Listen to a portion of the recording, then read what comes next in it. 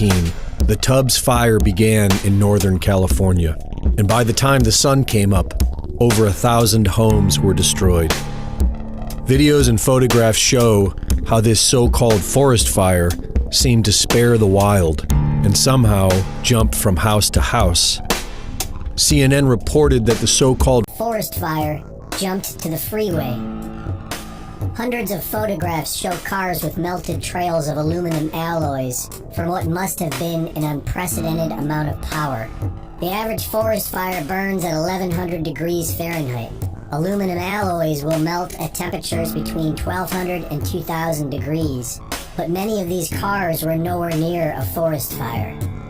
Some cars were flipped over. The heat must have been intense.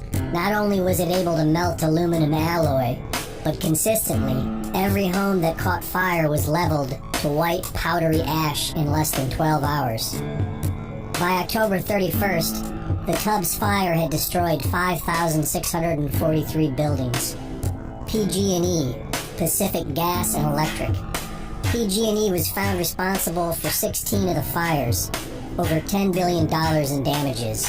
All of this while producing $1 billion a year in profits for the Rothschild Investment Group. PG&E warned the public that the fires will not just continue, but will grow larger every season. They warned their investors that future liability will force PG&E into bankruptcy. In June, utility officials told state lawmakers that they needed protection to survive the coming fire season. And on August 31st, California state legislature passed a utility bailout bill to protect PG&E, its shareholders, and Rothschild Investment. At sunrise on Thursday, November 8th, the Campfire wildfire began in California. It has all the same anomalies as the Tubbs Fire, and is already twice as devastating. Many people are asking the same question: is this an attack? In 2003, Secretary of Defense Donald Rumsfeld and General Richard Myers admit to the development of directed energy weapons and microwave technology. In 2017, Lockheed Martin shoots drones out of the sky with an invisible laser beam that burns them from the inside out. The technology exists, the evidence is there, but the motive? Perhaps it can be found in the United Nations Agenda 21, wherein certain areas of the country are proposed to be off limits to human use. It just so happens that these strange California fires seem to all be within the proposed no human use areas.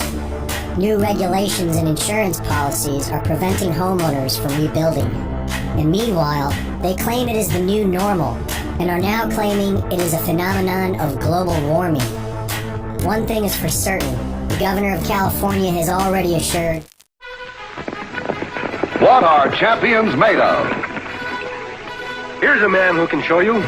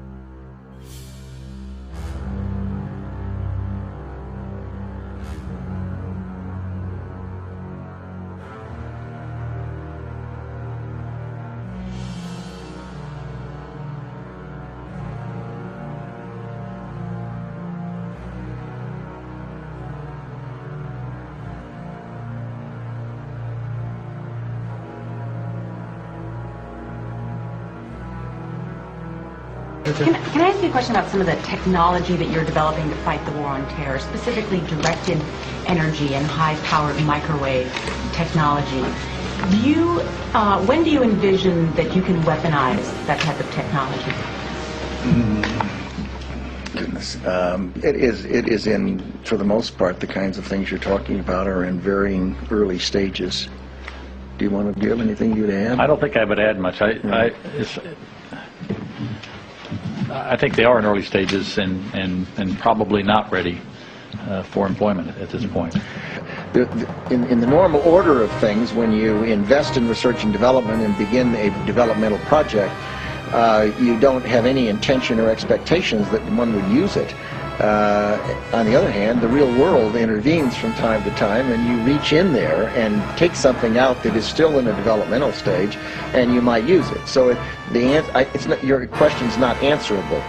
It depends on what happens in the future and how well things move along the track, and whether or not someone feels it's appropriate to reach into a development stage and see if something might be useful, as was the case with the unmanned aerial vehicles. But you sound like you're willing to experiment with it. I think that's the point, and I think, and we have, I think, from the beginning of this conflict, I think General Franks has been very open to looking at new things if there are new things available, and has been willing to put them into the fight even before they've been fully wrung out. And I think that's not referring to these two particular cases of directed energy or high-powered microwave, but sure.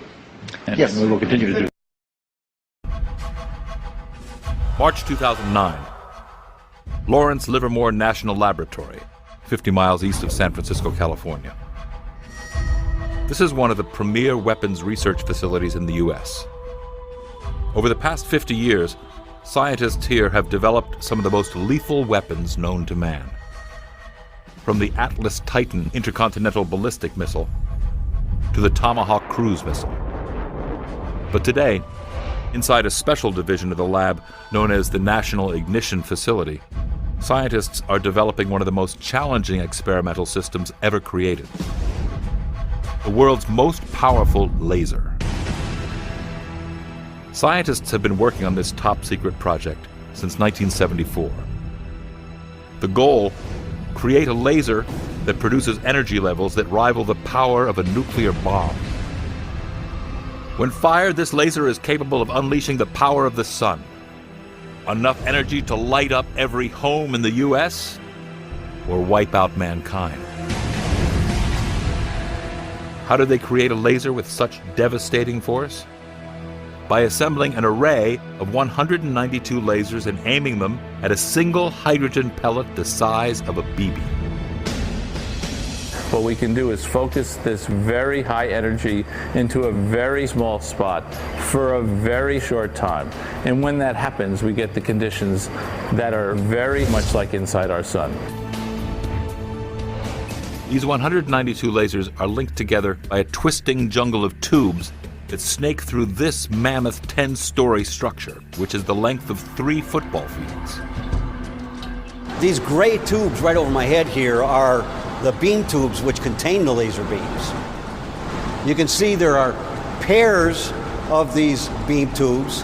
In each one of these tubes there are laser beams stacked 4 high. So in each pair of beam tubes there are 8 laser beams.